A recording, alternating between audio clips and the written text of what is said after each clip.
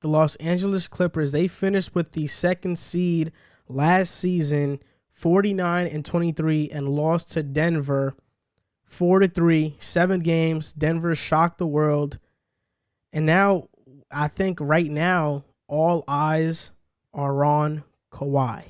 That's the storyline of their season for me.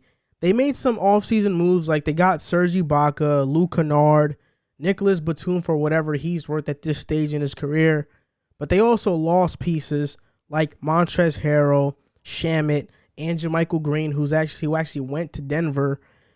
Ty Lue's their coach now. Doc Rivers got fired. Ty Lue is their coach. I'm not sure if Ty Lue is a better coach than Doc Rivers. I feel like I think Doc Rivers is better. Maybe Ty Lue can manage the personalities better. But personally for me, I think the Clippers got worse. And the pressure is on them, not only on Kawhi, but I think the pressure is on Paul George because in a short amount of time, he's become the most hated player in the NBA. Nah, you go, Riv. You go. Right. I wouldn't say most hate. I think him and Kyrie are like walking who's hate, like, and then James Harden's kind of creeping behind them too. But yeah, no, Paul George is getting a lot of scrutiny right now. You're right. The pressure is on Kawhi. The pressure is definitely on Kawhi. It's on Paul George especially, but the pressure is on Kawhi to lead the team because not only did Paul George not show up, but that Game 7, Kawhi wasn't there either. So you got to look at it in the aspect of Kawhi, you have to lead this team. Now, I'm not under the total sense. I don't think they got slightly worse. I think they did get a little better in the sense of they lost Montrezl Harrell, but they gained Serge Ibaka. And I think we can all agree he's a better suit for an offense in the sense of he can shoot the ball from a little distance. He's lost that defense from way back when, but he can still play D. He can still rim protect. And plus, you get a big now like Zubac to come off the bench, who's still who's still a pretty solid big man, great pick and roll partner. He's a rim protector. And then you still have Markieff Morris, who's still a good player. You still have Paul George and Kawhi there. Patrick Beverley is still your point guard. But you get Lou Will and Luke Kennard off the bench. Luke Kennard is a sharpshooter who's averaged 15 points a game, who had a little breakout last year for Detroit. So you get those two guys off the bench. And now look at that, boom. Reggie Jackson's coming off the bench too, who's a pretty good point guard. So now you look at it from that aspect. I think they got better in that sense. And I think it's going to be interesting to see how Tyronn Lue manages this team coming off a 3-1 lead, which we all agree they should have beat Denver. They blew the 3-1 lead, so now it's going to be interesting to see how Paul George comes back, Kawhi comes back, and Paul George is telling the media he's working with that trainer that he won that MVP. Well, he had that MVP season with. So it's going to be interesting to see how this team is. But this team, in my opinion, is still a top 3 team in the West. It's still a top 5, top 7 team in the league, and I think this team should be the favorites to make the WCF. And they should be facing LA like we should have seen last year in the WCF, in my opinion. I agree with you talent-wise, 100%. They're a top 5 team in basketball on paper, and I do think solely speaking from a fit perspective and on the court, Ibaka fits this team better than Montrezl Harrell did. But what the move signified to me is just a microcosm of what their offseason has been.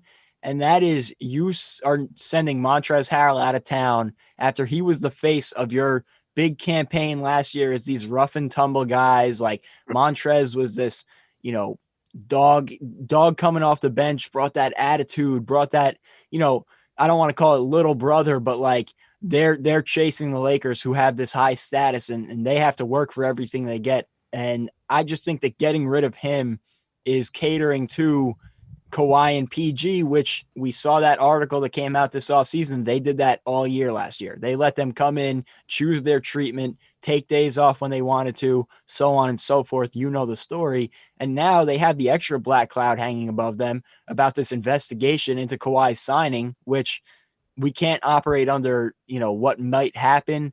But I've read that it could be losing multiple first-round picks. Since they don't have their first-round picks for the next 5 years, it could be a termination of a contract. It could be a huge fine. So we have no idea what's going to happen with that situation. That'll be looming over their heads.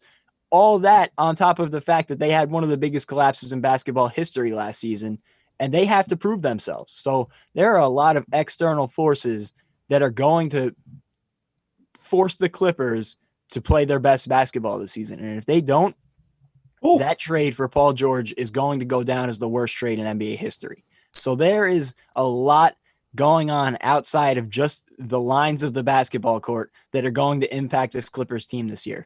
It's a lot of pressure. Bringing on Ty Lue as a head coach.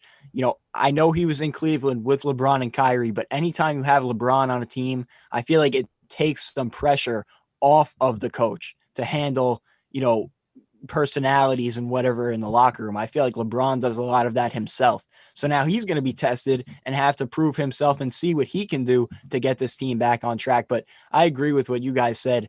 It comes down to Kawhi and Paul George. At the end of the day, no matter what's going on around them, you saw it last year when they played in general and played well because they took a lot of games off last year. The Clippers were a completely different team. And we know if Kawhi and Paul George are at their best, they can hang with anybody. But it comes down to those two. What are they going to do? Are they going to step up, or are they going to be what they were in games 5, 6, and 7 last year in the bubble? So I agree with some of what you said, Jack. One of the main things I agree with is Montrezl Harrell and the identity that he created for the Clippers, along with that team with Shea and Gallinari and Lou Will. To me, yes, Ibaka fits the Clippers better than Montrezl Harrell. And I think Luke Kennard's a better player than Landry Shamet, but I think they did get better, but they lost their identity. Like, the Clippers don't have that identity anymore. That Doc Rivers toughness identity with Montrezl Harrell, Lou Will, Gallinari, Shea. All of the players that kind of put the Clippers back on the map when they were supposed to be a team that was looking outside of the Western Conference playoffs, and they took Golden State to 6 games, and they had an historic comeback in one of those games. So, in my opinion, like, let's just, outside of Paul George, let's say that trade doesn't happen. Kawhi could have probably came to a team that had Harrell, Lou Will, Gallinari, Shea, and their picks. I think Shea is about to become a star player. Gallinari is a really solid player. Montrezl Harrell solid. I think that team is probably better than the one they have right now with Paul George if they would have kept those guys. Especially coming off of what he did in Toronto, seeing the roster he did it with. Toronto necessarily doesn't have any stars alongside him. I don't consider Kyle Lowry of that status. You could say he's a star, but he's not a Paul George level star. He's a star. He's a star. So, you get what I'm saying? Right now, the starting lineup is looking like this. Probably they're going to have Pat Bev be their point guard again, PG, Kawhi, Marcus Morris at the 4, and Ibaka at the 5. And the role players would be Lou Will. I'm not that big of a fan of Reggie Jackson. I think Terrence Mann is sneaking up on that backup point guard role on him very quickly. He's a big guard, too. Mm-hmm. Then you have Luke Kennard and Zubac. Patrick Patterson is still there for whatever that's worth. So, I mean, I think their bench got a little bit depleted because Harrell's not coming off it anymore. The starting lineup is definitely better, but how is Ibaka going to fare against a big like Davis? I don't think Ibaka is that same OKC Ibaka. He's more of an outside player now, and on the defensive end, he's not that great on the interior anymore. I want to say this, a couple things I want to address. I personally think Kawhi should have stayed in Toronto. That was my thing. I think he should have stayed. He could have built the dynasty there, and they could have been a great story. They could have ran up and won maybe 2, 3 chips. We don't know. That team could have definitely stayed together. I don't think going to the Clippers would have made, because we don't like. I hate ifs in this, but he could have went there. But would Shah have been what Shah was last year with Chris Paul and Dennis Schroeder? I feel like Chris Paul played a big part in Shah's development and turning into that player. And I don't know how the contract situation would have went, because, Dan and Lowe got paid, all that good stuff. But I do think he should have stayed in Toronto. But at the same time, I don't like Montrezl Harrell. I feel like the bench is depleted a little bit, but I think Luke Kennard fits them in the sense that he brings what Shamet was supposed to bring, and that was that consistent shooting every night. And Shamet, he kind of was in and out of the lineup because he was being picked on defensively. He wasn't hitting at a consistent rate. I think Luke Kennard is going to bring that consistent shooting repeatedly. But you're right. I don't know how they're going to guard AD regardless, because Zubac is on the same team he was last year, and they couldn't guard AD last year. They were throwing Patrick Patterson on him at one point and Jermichael Green. Sometimes they just said, yo, Kawhi, you just got to go get him. So I don't know how that's going to work. I do think, though, this team definitely has a lot of pressure. And this is going to be a make or break for, I feel like, Paul George and Kawhi's career. Like, this is going to be the year that literally decide. Paul George right now is kind of on the ends of he's on a spectrum, in the middle of a spectrum right now. He can turn into a great player again, or he could turn out to be a bad player again. Right now, people are if and ands about him. So I think this year right here is the make or break for Paul George and Kawhi's career too, because Kawhi just coming off that Toronto run, he was being praised. People were calling him the best player in the league. And then, boom, he blows a 3-1 lead. I still believe Kawhi is the second best player in the West. I know some people disagree, but I think we all agree. He's definitely top 3, top 4 in the West. So he has to show that this is his team. He's still that force that Toronto had. And if they can do that, all that pressure can step to the side, and they can definitely make a push. So what seed do you think they finish at? I have them I think they can finish 1, but the Clippers, with Kawhi's going to sit out. Paul George, we don't know how he's going to be. So I have him probably at a 3 seed. Lowest would be 4. So I have him in that 1 to 4. Highest would be 1, lowest 4, but I have him 2, 3 really.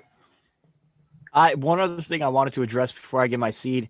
One of the biggest question marks that was raised by Paul George and Kawhi Leonard, if I'm not mistaken, was the need for a playmaking point guard, and they did not do anything to address that. So that's another question mark that they're going into the season with, that it clearly is something going around the locker room that they did not address. So, and there were point guards out there that they could have went and got. There were point guards to be had. So there's going to be a lot of issues. I still have them at the 3 seed. Talent-wise, they can get up to as high as 1. There's no question about it. But with all the external things clouding them right now, I could see them going all the way as low as like 6.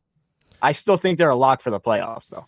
In my opinion, I think they are going to finish with the 4th seed this season.